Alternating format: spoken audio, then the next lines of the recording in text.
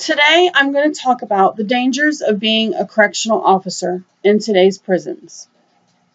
It is dangerous to go into a locked facility where almost everyone is a convicted criminal. The major dangers are inmate on inmate violence, inmate on officer violence, and the breakdown of communication between staff. I will explain the dangers of being a correctional officer in today's prisons. One of the major dangers is inmate on inmate violence. When inmates are fighting or having a disagreement, it's the officer's job to break it up. The only thing that an officer has to break up a fight or a disagreement between inmates is a can of pepper spray. They wear a duty belt, and the pepper spray goes right there.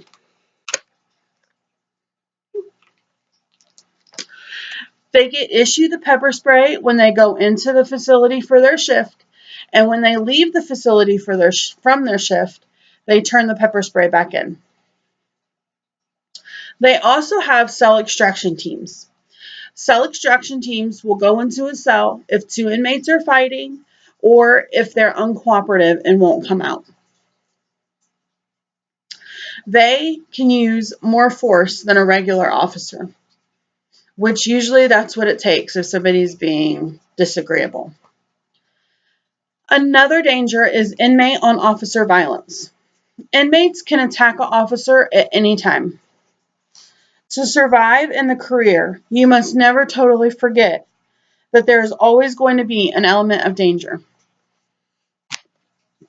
But you can't spend your time clouded with worry, walk into work each day with your head held high and your chin up. Remember that you are a professional and you earn the right to wear your badge.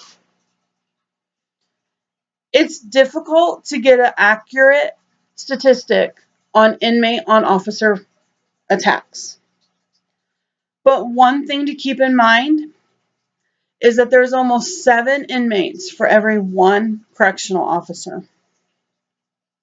A fact of prison life is that the officers never outnumber the inmates.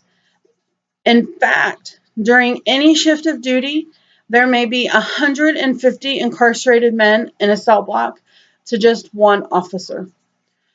So at any time, if they want to cause problems, they definitely can. Sometimes there's a breakdown in communication between the officers. All their communication goes through a third party in a control center. So if the communication isn't flowing, they may get things mixed up. One thing that a correctional officer has on their duty belt that can help them is this.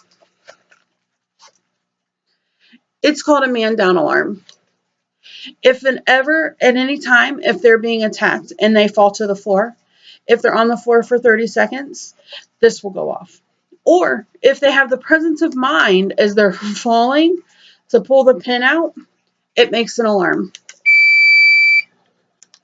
Now, when that happens, it's transmitted to the control center, and that person can then send help. If there's a breakdown in that communication, it can be a very costly mistake. There's also communication issues from the top down. As there is in any job, sometimes your boss doesn't always tell you everything you need to know. Research into prison riots supports the contention that ruptures of penal order occur in prisons where there are breakdowns in administrative organization or staff-prisoner interactional assumptions. So, the more of a breakdown in communication there is, the more likely there's going to be a riot.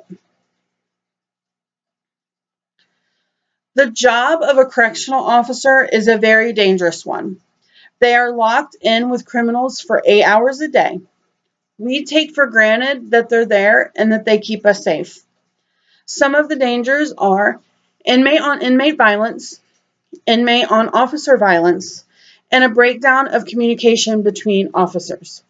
So the next time you're driving your car down West Street and you see those prisons in the background, just remember that those people all have families who want them to come home safe.